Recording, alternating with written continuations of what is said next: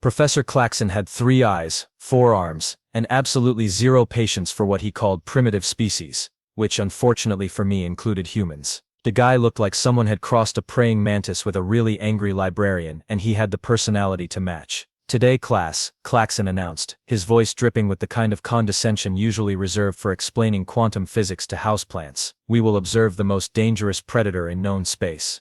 I shifted in my seat, which was designed for someone with tentacles instead of legs. The Galactic Academy really needed to work on their human-friendly furniture situation.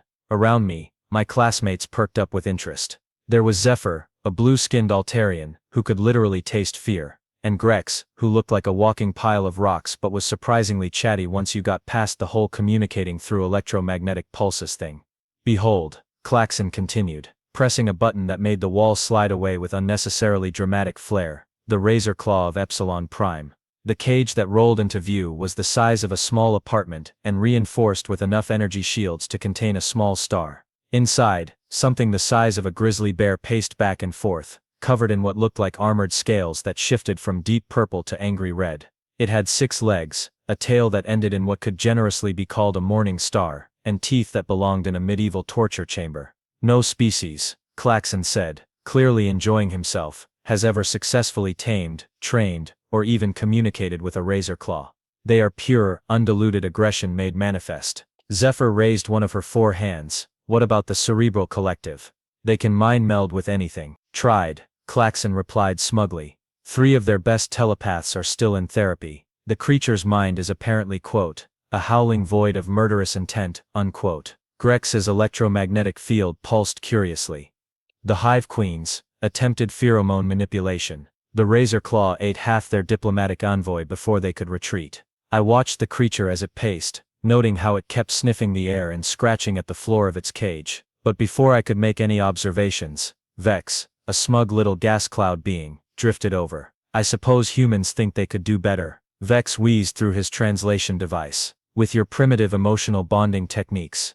The whole class turned to look at me. Great. Nothing like being the only human in a room full of allegedly superior alien species, who all thought your entire civilization was one step above banging rocks together. "Well, Murphy," Klaxon's 3 eyes focused on me with laser-like intensity, "do you think your species' crude methods could succeed where the greatest minds in the galaxy have failed?" I looked at the razor claw again. It had stopped pacing and was now staring directly at me through the energy barrier. For a creature of pure murderous intent, it looked more curious than homicidal. "Maybe," I said, which earned me a chorus of what I assumed were alien chuckles. This was going to be interesting. Klaxon's mandibles clicked together, and what I'd learned was the Zephyrian equivalent of a satisfied smirk. He was about to enjoy this. "Let me educate you, young human, about the failures of your betters," he said, gesturing dramatically with 2 of his arms, while the other 2 pulled up holographic displays. "The crystalline overlords of Proxima attempted telepathic dominance 3 cycles ago. The first hologram showed beings that looked like living diamonds trying to mind meld with a razor claw. It ended with the crystal beings shattering into thousands of pieces and screaming in harmonics that probably violated several noise ordinances. Their greatest mind shapers," Klaxon continued with obvious relish, "required complete memory reconstruction afterward. One still believes he's a potted plant." Vex wheezed what might have been laughter. "Surely the Hive Queens had more success with their biological mastery." "Oh yes," Klaxon said, pulling up another hologram. "The queens attempted pheromone manipulation, believing they could chemically compel obedience." This hologram was even worse. The insectoid queen approached the razor claw with confidence, releasing clouds of what were apparently mind control chemicals. The creature promptly went berserk, tore through its restraints, and started treating the queens like an all-you-can-eat buffet. The surviving queens evacuated their entire colony ship. 3 months, Klaxon said with satisfaction. 3 months before the queen's offspring stopped having nightmares about the encounter. While the professor continued his lecture of failures, I kept watching the razor claw. Sure, it looked dangerous, but something was off about the whole pure murderous intent description. The creature kept pawing at the ground in a specific pattern, and its head movements seemed almost repetitive, like it was stressed about something. "The Ethereal Consortium tried energy manipulation," Klaxon droned on. "The Machine Collective attempted behavioral programming. The Time Lords even tried temporal conditioning. All failures." Grex pulsed curiously. "What about the Empathic Union? Their emotional resonance techniques?" "Ah yes," Klaxon's 3 eyes gleamed. They lasted exactly 4.7 seconds before their lead empath curled into a ball and started speaking in tongues. Apparently the creature's emotional state is quote, like staring into a supernova of rage, unquote. But here's the thing. As I watched this supposedly rage-filled monster, it kept doing something that none of these brilliant alien minds had apparently noticed. Every few minutes, it would stop pacing, tilt its head, and sniff deeply in the direction of the class. Then it would scratch at the floor again, with what looked more like frustration than fury. "So you see, Murphy," Claxon said, all three eyes turning to me again. "When the greatest civilizations in the galaxy have failed using advanced science, psychology, and technology, what exactly do you think your primitive species could possibly contribute?" The whole class waited for my answer. I could practically feel their smugness radiating across the room like heat from a star. "Well," I said, reaching into my backpack, "I was thinking maybe we could try asking what it wants first." The silence that followed my statement was the kind you usually hear right before someone gets thrown out an airlock. Kasim's three eyes blinked in sequence, like a malfunctioning traffic light. "Ask it what it wants," he repeated, his voice climbing about 3 octaves.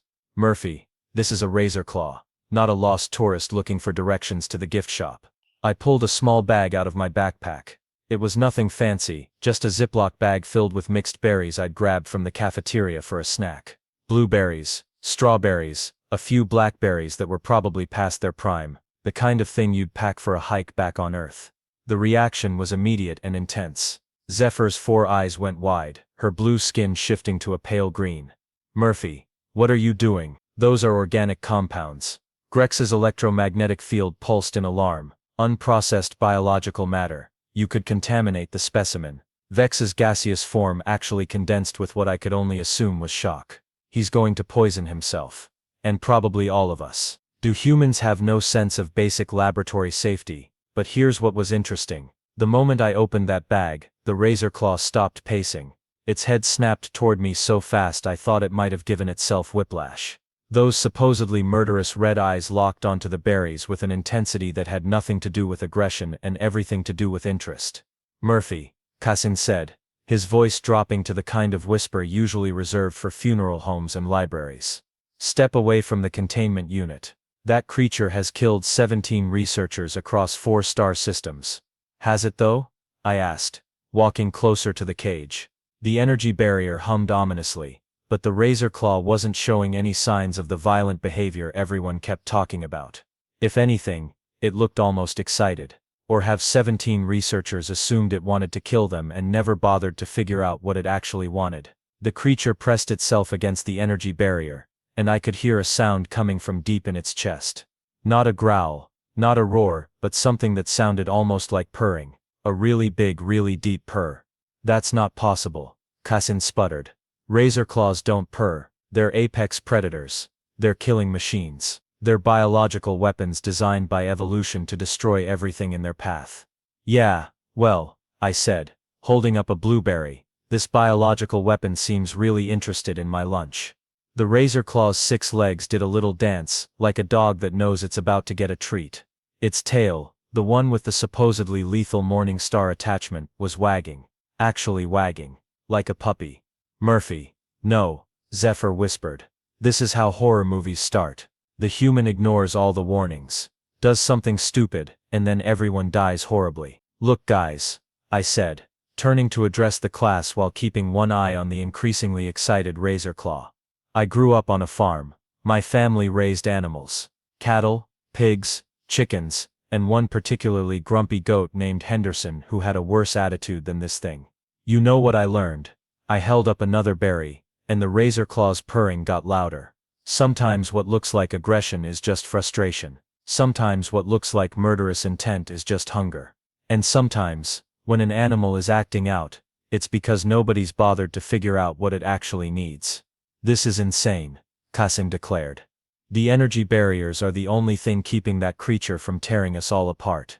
"Is it though?" I asked, reaching toward the control panel.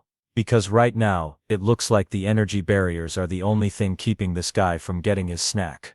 The entire class erupted in protests, but I was already pressing the button to lower the barrier. Because sometimes, when everyone tells you something is impossible, the best response is to prove them wrong with a handful of berries and a little bit of common sense. The energy field flickered and died, leaving nothing between me and the galaxy's most feared predator except 3 feet of space and a whole lot of confidence that everyone else was overthinking this situation. What happened next was probably the most anticlimactic moment in the history of xenobiology.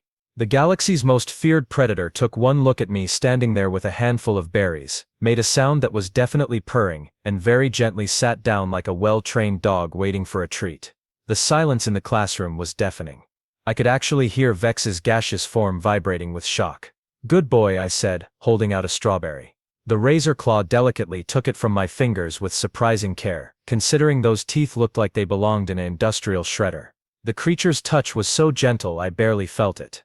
"This is impossible," Klaxon whispered, all 3 of his eyes tracking every movement. "Razor claws are carnivorous apex predators. They don't eat fruit." The razor claw, meanwhile, was savoring that strawberry like it was the best thing it had ever tasted. Its scaled hide shifted from angry red to a soft, contented blue-green, and that purring sound got so loud it was practically vibrating the floor. "Are they, though?" I asked, offering another berry. "I mean, has anyone actually studied their diet in the wild, or did everyone just assume that because they have big teeth and claws they must be meat-eaters?" I scratched behind what I assumed were the creature's ears.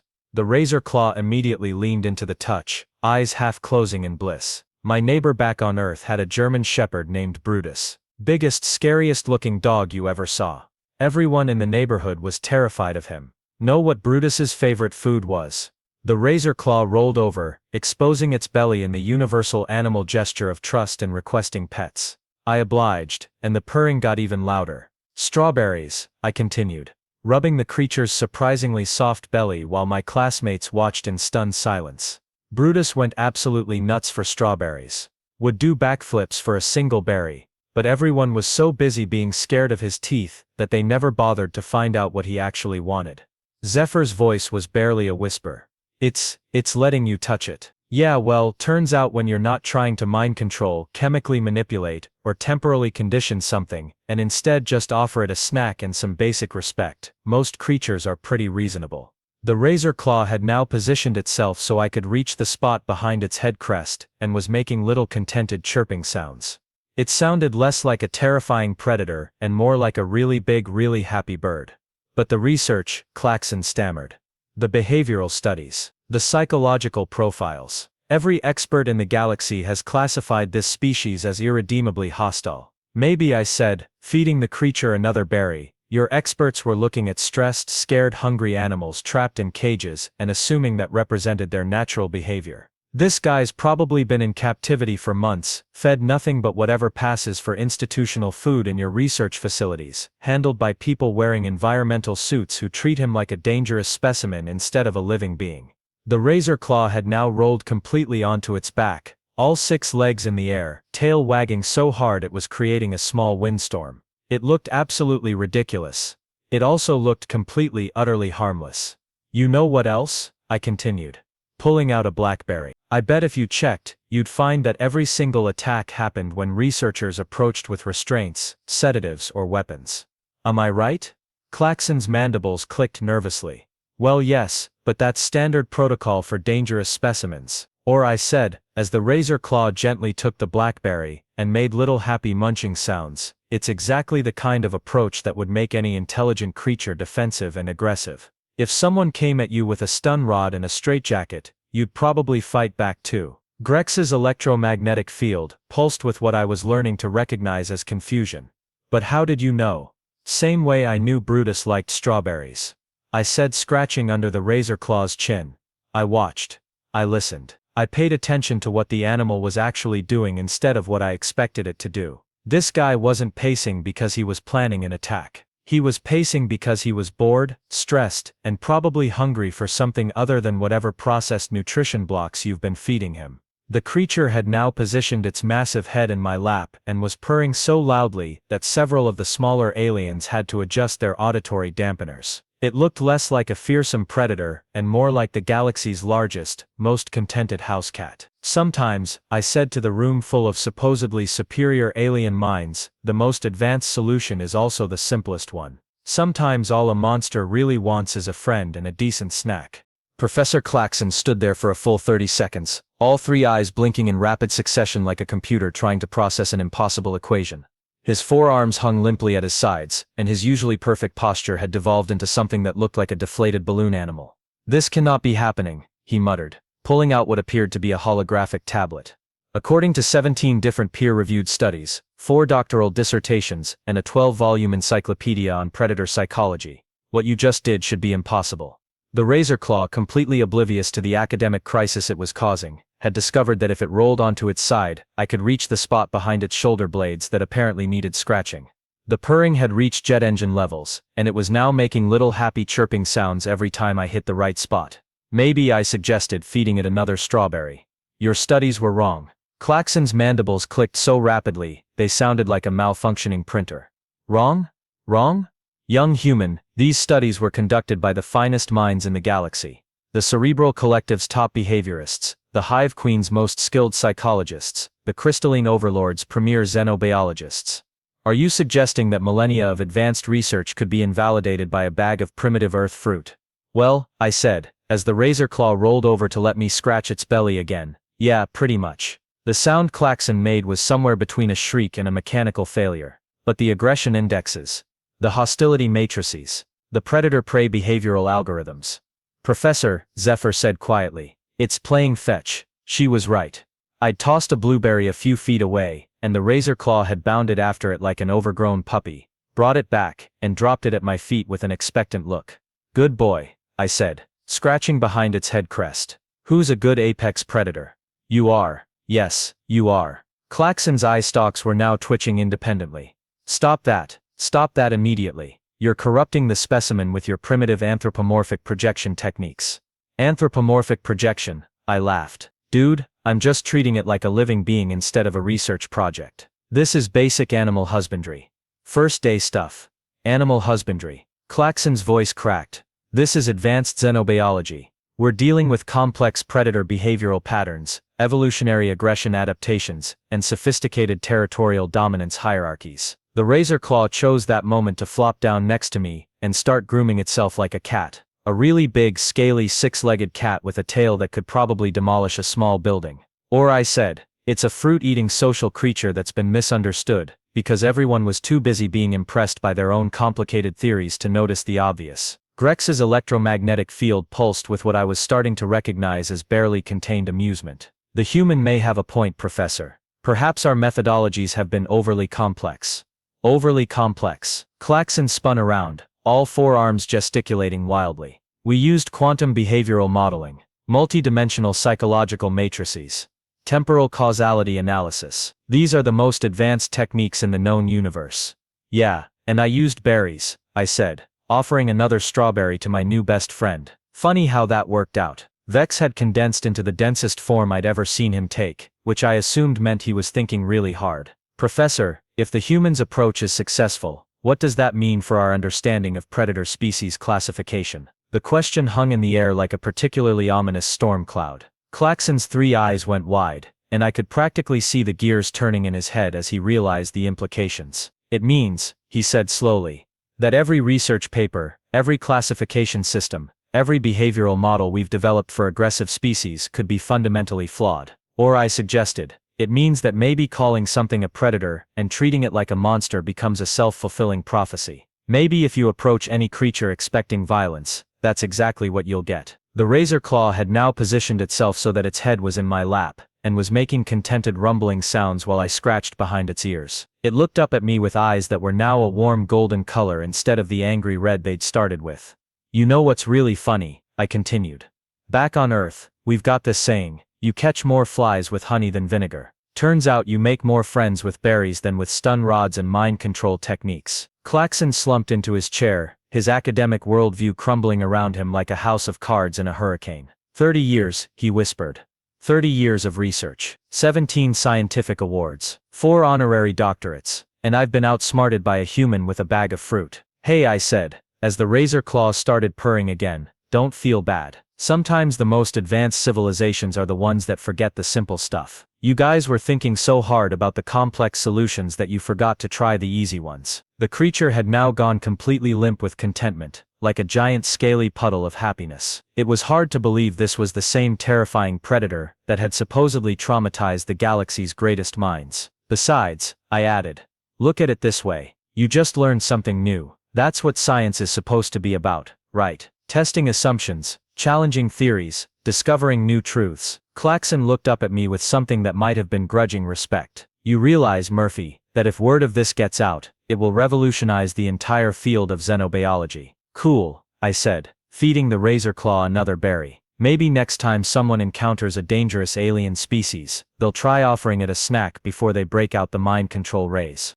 3 weeks later, I'd become something of a legend at the Galactic Academy. Not the kind of legend I'd been hoping for when I applied to the most prestigious xenobiology program in known space, but apparently the human who domesticated death incarnate was the reputation I was stuck with. The Razorclaw, who I'd started calling Barry because of his obvious food preferences, had become the unofficial mascot of the xenobiology department. He followed me around campus like an oversized scaly golden retriever, much to the horror of visiting dignitaries and the delight of students who discovered that the galaxy's most feared predator would roll over for belly rubs if you asked nicely. Murphy, Claxon called out as I entered the classroom for our weekly seminar. His attitude toward me had shifted from condescending dismissal to grudging respect, with just a hint of existential dread. We have a situation. Barry bounded into the room behind me, his tail wagging so hard it knocked over a holographic display of molecular structures. Several students instinctively ducked, but he just settled down next to my desk and started purring loud enough to vibrate the walls. What kind of situation? I asked, scratching behind Barry's head crest while he made happy chirping sounds. The Ethereal Consortium has requested your assistance, Claxon said, his voice carrying the tone of someone who'd been forced to admit that everything he'd believed was wrong. They have a problem species. Zephyr leaned forward, her blue skin shifting to an interested purple. What kind of problem species? The Void Stalkers of Omega Centauri, Claxon replied, pulling up a holographic image of something that looked like a cross between a giant spider and a nightmare. Telepathic hunters that phase in and out of dimensions. They've been terrorizing shipping lanes for decades. No one has been able to communicate with them, let alone negotiate a peace treaty. I looked at the hologram, then at Barry, who was now upside down with his legs in the air, waiting for belly rubs. Let me guess. Everyone's tried the usual approaches. Mind control, pheromone manipulation, temporal conditioning, advanced dimensional mathematics, Grex added, his electromagnetic field pulsing with remembered frustration. Quantum consciousness bridging, reality anchor protocols. And how'd that work out? 3 research vessels destroyed, 17 diplomats presumed dead, and 1 cerebral collective philosopher who now communicates exclusively through interpretive dance, Claxon admitted. I gave Barry the belly rubs he was waiting for, and he immediately rolled over to let me scratch behind his ears. So basically everyone approached these void stalkers expecting them to be hostile, used a bunch of complicated techniques that probably scared or confused them, and then acted surprised when they fought back. The silence in the room was telling. You know, I said.